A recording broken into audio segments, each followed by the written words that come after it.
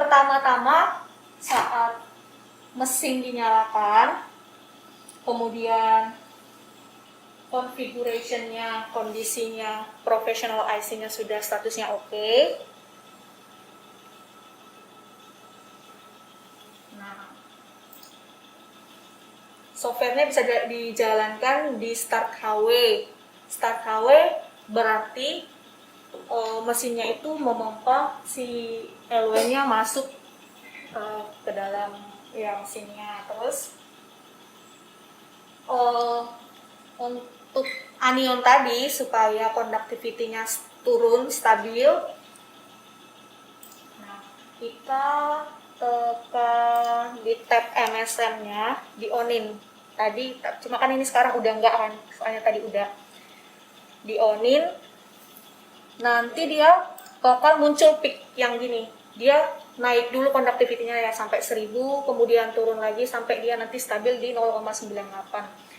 Nah, angka conductivity-nya itu sebenarnya berbeda-beda tergantung pembuatan ininya tadi si LW-nya. Kan kita nimbangnya itu ini 0,3815. Kadang kan yang pasti lebih 0,00 berapa gram gitu kan. Jadi si conductivity-nya kadang beda. Cuma untuk running sampel yang diperbolehkan itu conductivity-nya ya harus di bawah 5 lah, harus di bawah 5 untuk anion. Tapi untuk kation itu lebih tinggi, biasanya kation itu 600 sampai 800. Jadi nggak perlu nurunin H2SO4, pakai H2SO4 nggak perlu nurunin conductivity-nya kalau kation. Tapi kalau anion itu conductivity-nya itu sangat berpengaruh ke pembacaan ion mayornya. Nah, gini kan sembari kita nunggu conductivity-nya stabil,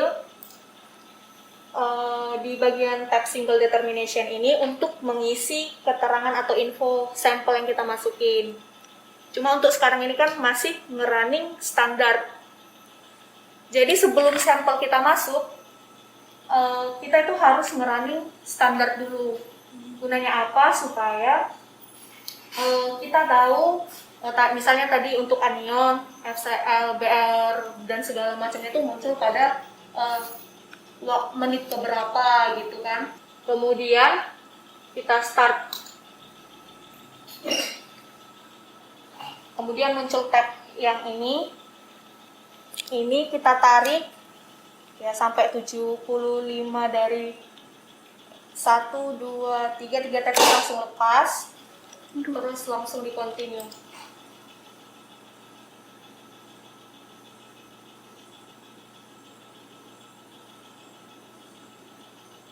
Nah, kalau si sampel udah masuk, nanti layarnya akan jadi kuning. Layar yang mana, Mbak? Yang ini. Berarti itu belum masuk ya, Mbak? Belum. Dia gunanya tadi kita tarik supaya dia ngasih tekanan. Biar dari selangnya itu langsung nyedot. Nah, ini udah kuning. Untuk pembacaan anion itu 45 menit. Sementara untuk kation 27 menit. Jadi kation lebih cepat bacanya dari anion. Ini di oke. Dan nanti dia bakal ngebaca ion, ya anion yang terkandung. Kayak ini tadi kan udah ngebaca yang standar pertama, yang 1 ppm. Nah, hasilnya tuh gini. Muncul kurva-kurva. Nah, kayak tadi kan yang dimasukin ada 5 kan, FCl, Br, nitrat sama sulfat. Jadi pasti kurvanya tuh muncul 5. Nah, cuma gini kan masih belum kebaca, invalid. Jadi padahal kan harusnya dia ngebaca, ini kan tadi kita masukin 1 ppm kan, harusnya dia baca konsentrasinya 1 ppm. Nah, gunanya itu si standar kita buat sampai 7. Konsentrasinya kan masih belum kebaca, masih invalid. Nah, itu gunanya kita buat standarnya sampai 7. Yang 1 ppm, 2, 4, 6, 8, 10, sama 20 ppm. Nah, setelah ketujuhnya ini kita running, nanti muncul nih sampai 7 nih. Terus kita kalibrasi. Misal ini sebelumnya. Nah, kayak gini sebelumnya. Ini waktu LUN yang sebelumnya. Jadi setiap ganti LUN, ini kan pasti habis nih. Misal nanti ya paling kena running ya 30 sampel mungkin. Terus kan misal sampelmu ada 40, kan 10 lagi belum running. Nah, padahal ini udah habis. Jadi harus ganti lagi, waktu ganti harus tetap running standar dulu. Ya, karena ya konductivity-nya pasti beda lah, setiap larutan nggak mungkin sama, namanya juga manusia ya. Nggak mungkin bisa buat sama gitu.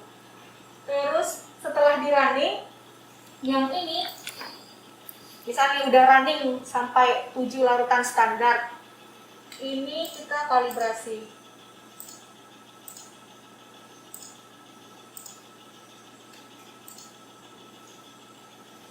di terus diklik reprocess. Nah, ini muncul dia sampai 7.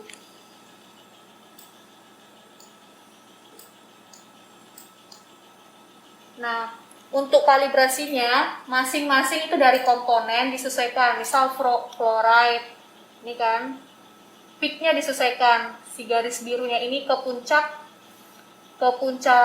kurva. Nah, dia bakal nyesuaiin. Terus update retention time diupdate. Fluoride juga. Yang standarnya juga dicek. Standar 1 harus 1 ppm, standar 2 2 ppm, standar 3 4, standar 4 itu 6 ppm, standar 5 8 ppm, standar 6 10, sama standar 7 itu 20 ppm. Nah, gitu terus sampai dia ke standar 7. Setelah semua terkalibrasi, baru direproses. Terus diklik from standard of reprocessing table, kemudian klik OK. Nah, ini kan kondisinya tadi belum semua ya, cuma ya gitulah ringkasannya. Nah, setelah itu baru di OK. Nah, terus ya nanti kalau setelah direproses itu kan bakal muncul, nanti namanya itu kan kebetulan karena udah direproses sebelumnya ya, makanya namanya muncul. Kalau di awal tuh pasti nggak muncul, terus nanti bakal muncul konsentrasinya tuh berapa. Yang 20, ini kan tadi karena belum direproses semua, tapi nanti ini 20 kok nanti nih yang bawah. Tadi kan masih cuma standar 1 yang tak ini. Itu. Nanti dia menyesuaikan sama itu konsentrasinya. Nah, untuk yang ini kan tadi pas waktu di running, untuk menandakan sampel sudah masuk ke kolom biasanya muncul water table atau kayak palung gini bentukannya. Dia turun terus naik. Ini kan masih menit ke-6. Nanti menit ke-8 dia bakal muncul satu kurva. Menitnya tuh dari yang ini. Di Indonesia yang tahu ya.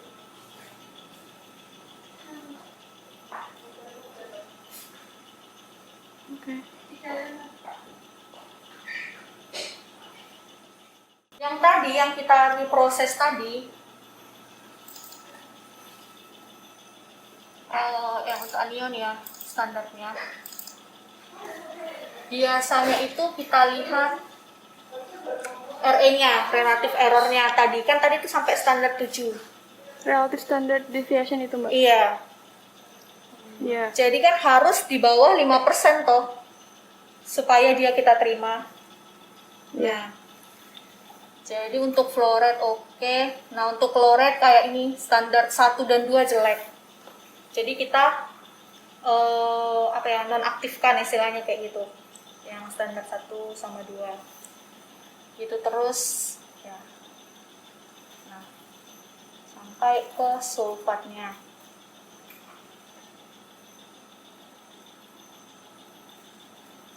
Pokoknya RE-nya harus di bawah 5%, correlation coefficient-nya harus mendekati 1, ya 0,999 gitu. Oke. Nah, itu yang bisa kita pakai untuk dikalibrasi ke sampel. Misal nih, standar 7 yang 20 ppm kan kepake. Biasanya aku makainya yang standar paling gede, yang 20 ppm nih. Ya. Pokoknya yang standar ya ini nggak kepake kan, soalnya dinonaktifkan. Itu standar yang 1, 2, 3, 4, yang 5 sama 6, terus 1 sama 2 tadi jelek, nah itu nggak kepake.